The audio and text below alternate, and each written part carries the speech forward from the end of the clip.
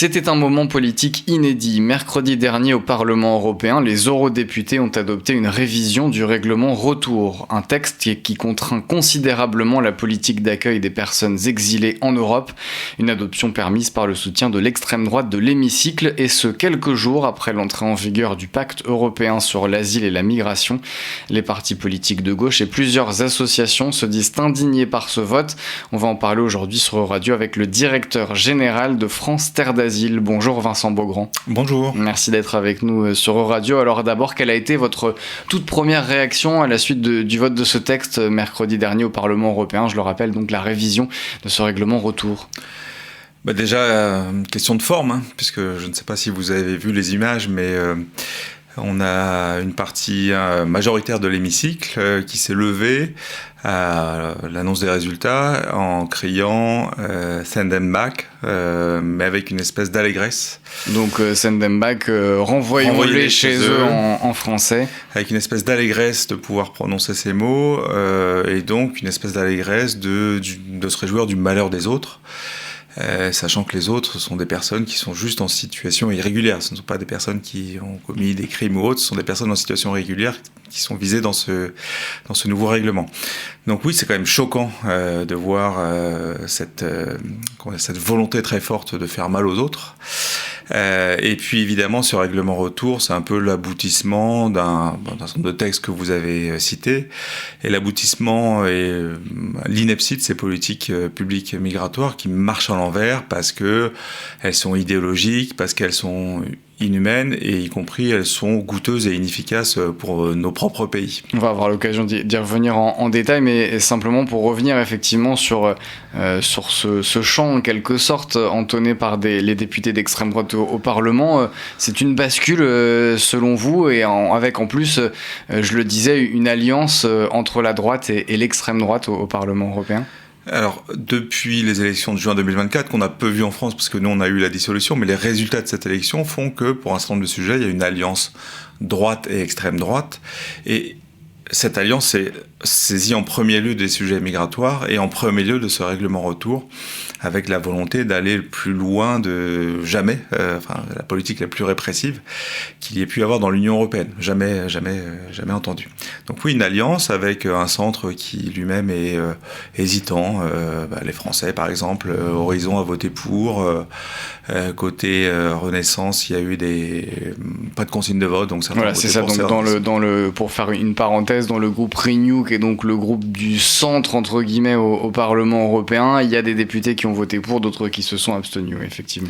Donc effectivement, avec cette volonté très très idéologique, parce que les résultats de ces dispositions en fait s'effondrent face à la réalité des choses, mais une volonté très idéologique de faire croire que on peut, par des politiques inhumaines, régler ce sujet des questions migratoires, alors que l'immigration, c'est un fait.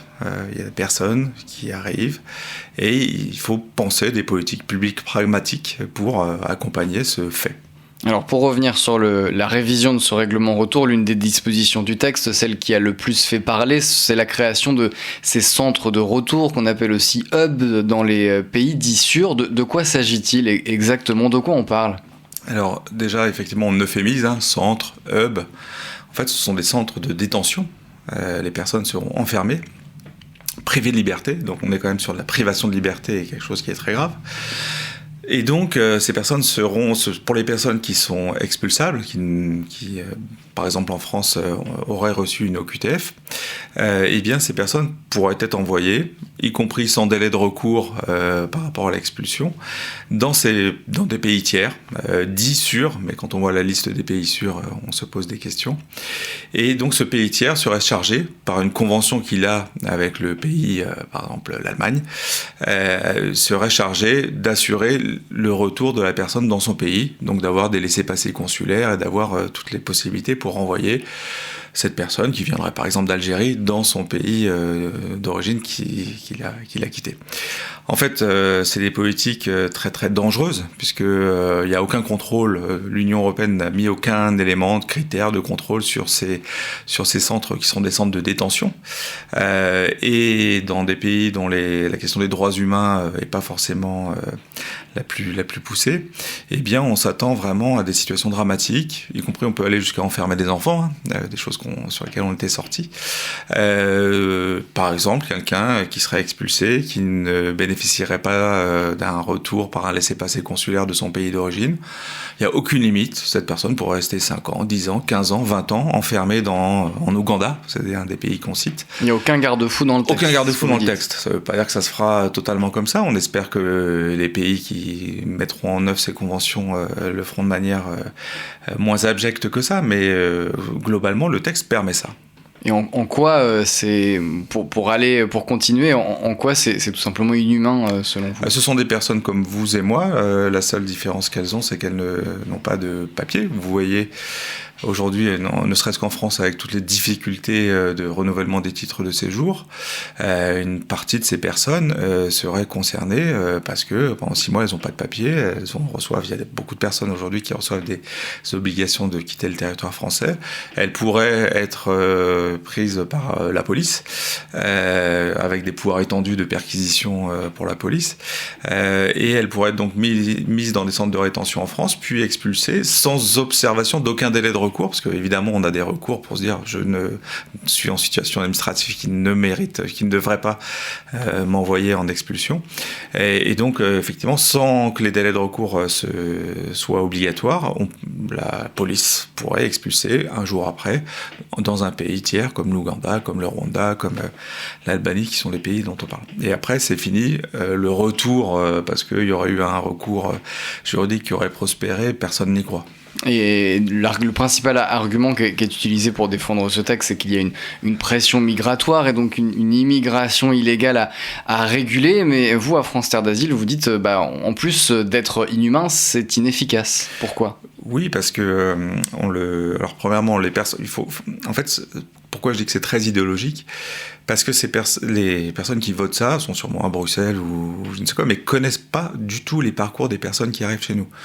Elles viennent pas chez nous pour toucher 7 euros, 200 euros par mois, qui sont ce que touche un demandeur d'asile quand il arrive en France et quand il n'a pas le droit de travailler. C'est pas pour ça qu'une personne quitte son pays, parce que d'abord il faut quitter son pays, et qu'on quitte son pays parce qu'on ne peut plus y vivre, on est menacé par des persécutions.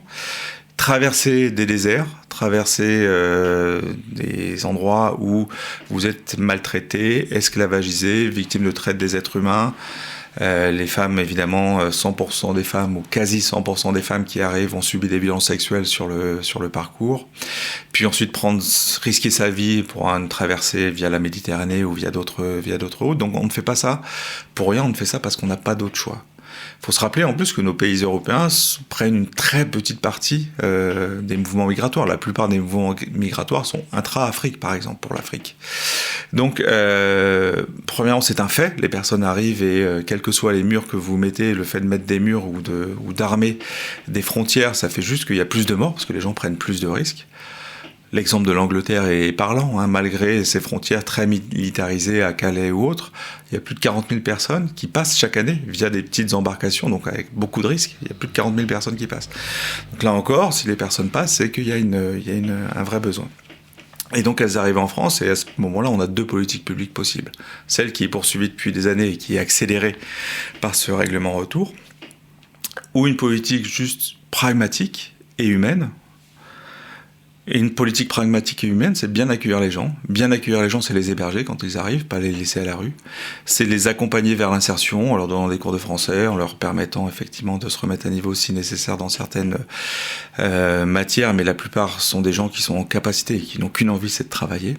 Et puis de leur permettre donc d'accéder le plus rapidement à un travail, et donc ne pas les laisser sans droit, leur permettre juste d'accéder à un travail et d'avoir une vie à peu près correcte, d'inscrire les enfants à l'école et de pouvoir vivre une vie correcte. Et pour revenir, Vincent Maugrand, sur ce règlement retour et sur ces centres de retour, la France semblait, en tout cas jusqu'à il y a quelques semaines, hésiter à y recourir. Qu'est-ce que vous attendez du gouvernement maintenant que ce règlement, la révision de ce règlement a été votée ? Il y a encore quelques étapes, évidemment. Oui. On espère que le gouvernement, premièrement, ne mettra pas en œuvre aucune de ces mesures, d'ailleurs. Les centres de retour, mais y compris les autres, les pouvoirs de perquisition, l'extension des durées de rétention. Là, ils peuvent aller jusqu'à 3 à 3 ans, enfermer les enfants. On a réussi à sortir de ça, n'y retournons pas. Donc voilà, que le gouvernement français ne prenne pas ces mesures-là, voire qu'il fasse mieux, même si on a peu d'espoir, mais effectivement, le gouvernement français, c'est une possibilité qui est offerte, ces possibilités-là. Il peut aussi, d'un point de vue légal, d'un point de vue constitutionnel, limiter ces possibilités et faire en sorte que si jamais un autre gouvernement arrive derrière qui a envie de s'en saisir, que les choses soient plus dures pour ce prochain gouvernement. Donc oui, on pense qu'il y a une voie d'action pour le gouvernement français de mettre quelques barrières supplémentaires alors qu'il n'y en a quasiment plus. On parle aujourd'hui sur Radio de l'asile et de la migration et du vote sur la révision du règlement retour. C'était mercredi dernier au Parlement européen. On en parle avec Vincent Beaugrand, directeur général de l'association France Terre d'Asile. On a parlé donc de ces centres de retour, mesures phares entre guillemets de la révision de ce règlement retour. Un mot quand même rapidement sur les autres mesures. Vous avez notamment parlé de pouvoir de perquisition étendu. Très concrètement, quel pouvoir offrirait en plus ce texte ? Le texte permet à n'importe quel policier, s'il y a un soupçon de possibilité de trouver une personne en situation irrégulière, de pouvoir rentrer un peu n'importe où, y compris par exemple dans un centre d'hébergement d'urgence d'Emmaüs, qui accueille de manière inconditionnelle toutes les personnes, d'Emmaüs ou d'autres, de l'ensemble des associations qui interviennent sur ce champ de l'hébergement d'urgence. Aujourd'hui c'est c'est sacré, c'est-à-dire effectivement il y a accueil inconditionnel et les policiers ne vont pas perquisitionner dans ces endroits-là. Demain, avec la mise en œuvre de ce règlement, ce sont des possibilités qui sont tout à fait offertes et qui vont vraiment poser des problèmes éthiques à l'ensemble des acteurs du champ social. Au-delà du vote de la révision de ce règlement, le vote coïncide avec l'entrée en vigueur dans l'Union européenne du pacte asile et migration, adopté il y a plus de 2 ans maintenant. En quoi ce pacte changeait déjà la donne en attendant, entre guillemets, ce règlement retour concernant l'accueil des personnes exilées sur le sol européen ? Le règlement retour, c'est vraiment fait pour expulser les personnes qui sont arrivées et qui sont en situation irrégulière. Le pacte asile-immigration, c'est un ensemble de règlements et une directive pour éviter beaucoup de choses, éviter que les personnes arrivent, par exemple. Donc il y a, par exemple, ce qu'on appelle le filtrage à la frontière. Aujourd'hui, quand vous arrivez en Union européenne, enfin aujourd'hui, avant le 12 juin, eh bien le fait d'arriver vous permettait d'avoir une demande d'asile et que cette demande d'asile soit, dans la plupart du temps, étudiée avec le temps nécessaire, avec les droits la possibilité de recours nécessaire. Avec ce pacte asile-immigration, par exemple, sur ce sujet-là, on accélère la procédure pour une grande partie des personnes. Près de 60-70% dans nos estimations de personnes seront en procédure accélérée. Et procédure accélérée, ça veut dire beaucoup moins de droits, beaucoup moins d'attention portée à la demande et des droits de recours beaucoup plus restreints. Donc en fait, l'objectif est que les personnes ne rentrent pas, soit restent dans ces filtres à la frontière, dans ces hubs de frontières, et que si elles n'obtiennent pas un titre de séjour, elles soient renvoyées directement. Alors en France, ça nous touche peu directement, parce qu'on a peu de zones d'arrivée directe, à part à Roissy et un peu à Orly. Donc là, le gouvernement est en train de s'organiser pour voir comment ça va se faire. Mais effectivement, voilà, c'est éviter que des gens rentrent en limitant leurs droits. C'est un exemple, après il y a plein d'autres exemples, mais tout est fait pour accélérer les choses, diminuer les droits de recours, diminuer le temps d'étude de l'ensemble des demandes, essayer de faire en sorte que y a des pays qu'on considère comme sûrs, donc a priori demande accélérée et très peu de chances d'avoir une réponse positive à sa demande d'asile, alors que je le rappelle, la demande d'asile est un droit individuel.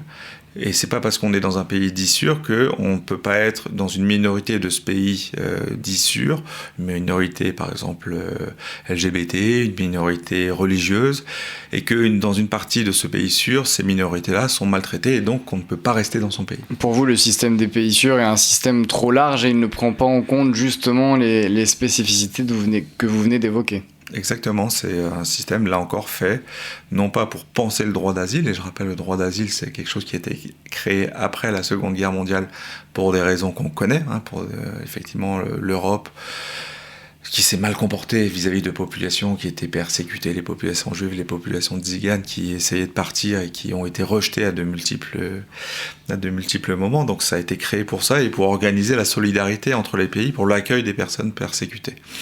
Et effectivement, on rogne petit à petit depuis des années, et puis là, on accélère ces réductions de droits de l'ensemble de ces personnes. Alors, on a beaucoup parlé de ce qui s'est passé au Parlement européen, mais il y a aussi un débat qui vous a intéressé à France Terre d'Asile au Parlement français. C'est l'adoption, il y a quelques jours, d'une proposition de loi dite pour Rodwell, du nom d'un député Renaissance, et qui concerne la rétention administrative, avec comme principale mesure l'allongement jusqu'à 210 jours de la durée de rétention pour les personnes étrangères qui font l'objet d'une obligation de quitter le territoire français, ce qu'on appelle en acronyme une OQTF, et qui présente un risque pour l'ordre public. Pourquoi pour vous ce texte adopté mardi dernier, ce n'est pas un bon texte ? D'abord, c'est un dévoiement. Un centre de rétention, c'est mettre les personnes en centre de rétention, je le redis, ce sont des personnes qui n'ont pas commis de crime. En tout cas, ils ne sont pas enfermés pour ça. Et ce sont des personnes qui sont en situation administrative irrégulière. Et donc, originellement, cette politique, on mettait des gens en centre de rétention pour deux raisons. La première, c'est qu'on avait un espoir qu'à court terme, ces personnes soient expulsables. Et deuxième chose, on avait la crainte que ces personnes ne se présentent pas au moment de leur expulsion. Donc, c'était une mesure de dernier recours. Si on pensait que la personne, par exemple la résidence surveillée ou autre, n'était pas suffisant, on pouvait, pendant un laps de temps assez court, au début c'était 10 jours, puis 30, puis aujourd'hui on est à 90, puis on ira jusqu'à 210, donc avec cette proposition de loi Rodwell, on puisse laisser les gens, enfin enfermer les gens, parce que c'est un enfermement, les centres de rétention dans lesquels nous on est pour permettre l'aide aux droits des personnes sont vraiment des centres carcéraux, donc des gens qui sont enfermés, qui n'ont pas le droit de sortir. Et donc on enferme les gens. On enfermait les gens, c'était l'objectif au départ, pour pouvoir effectivement les faire sortir. Depuis 2-3 ans, et puis ça a été consacré par cette proposition de loi Rodwell, on ajoute, depuis 4-5 ans même, on ajoute cette thématique de la menace à l'ordre public, mais qui est une thématique qui est juridiquement peu définie, voire pas définie, qui fait que on met des gens parce que effectivement ils ont été condamnés.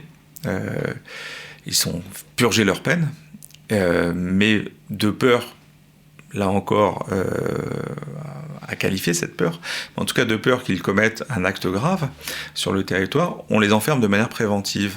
Même si, effectivement, une grosse partie de ces personnes n'auront pas de laissez-passer consulaire et donc ne pourront être expulsées.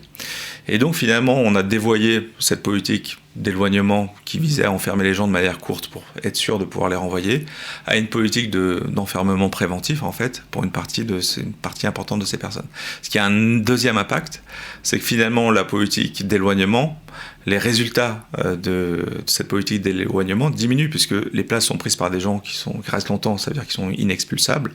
Et donc les gens qui étaient expulsables et qui passaient avant par les centres de rétention, eh bien finalement ne passent plus par les centres de rétention et ne sont plus expulsés. Donc même par rapport aux objectifs d'expulsion qu'affirme ou qu'avance le gouvernement, qu'ont avancé les gouvernements, eh bien depuis qu'on allonge les durées de rétention, on diminue le taux d'expulsion venant des centres de rétention. On approche doucement, j'allais dire mais sûrement, de l'élection présidentielle de 2027. Quelles sont vos craintes de manière un peu plus générale sur ces questions de l'asile, des migrations à l'approche de ce scrutin l'an prochain ?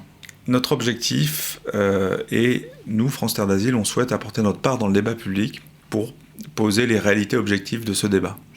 Après, il peut y avoir débat, mais on veut poser les réalités objectives parce qu'effectivement, le débat est aujourd'hui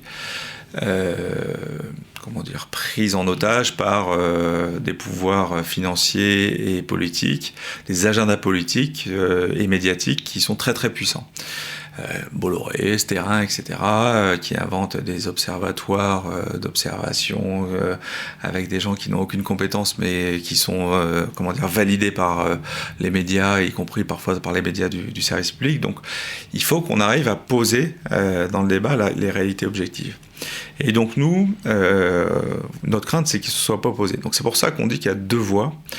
La voie qui est celle poursuivie depuis des années, qui, je le rappelle, est inhumaine, bien sûr, mais qui est inefficace et coûteuse. Une journée dans un centre de rétention, c'est 610 € par jour. Une année dans un centre de rétention, c'est 200 000 € par an. Expulser quelqu'un, c'est entre 30 et 50 000 €, sans compter le coût futur qu'il y aurait dans son centre d'internement qui serait au moins aussi équivalent.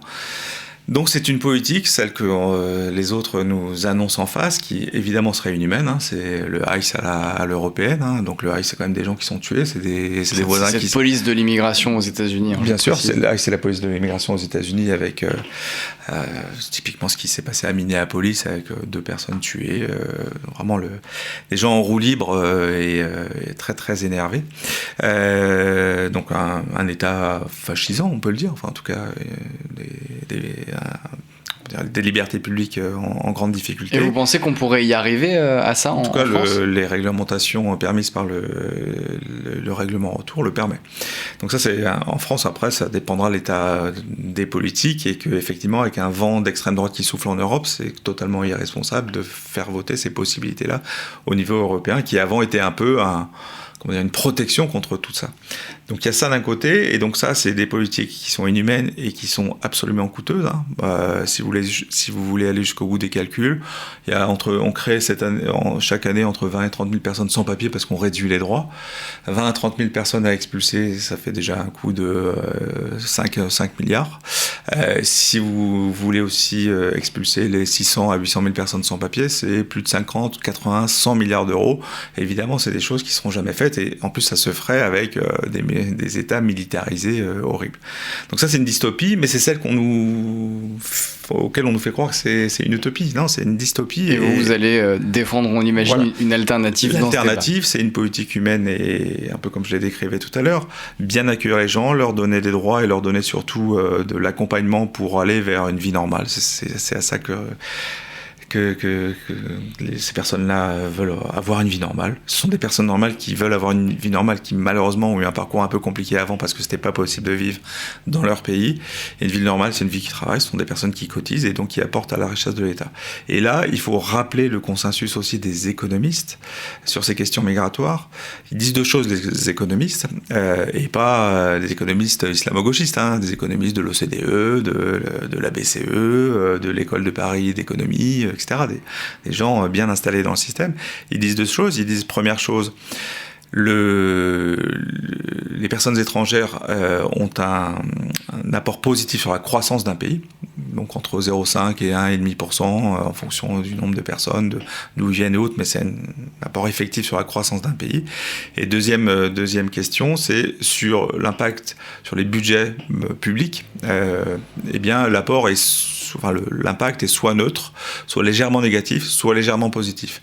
Et il y a une bonne manière de le rendre légèrement positif, c'est justement d'investir sur ces politiques d'immigration pour que les personnes, elles aient le moins de temps possible à dépendre des pouvoirs publics, parce que quand elles arrivent, évidemment, premièrement, elles n'ont pas le droit de travailler aujourd'hui en France, mais en plus, il faut un peu de temps pour apprendre la langue ou autre.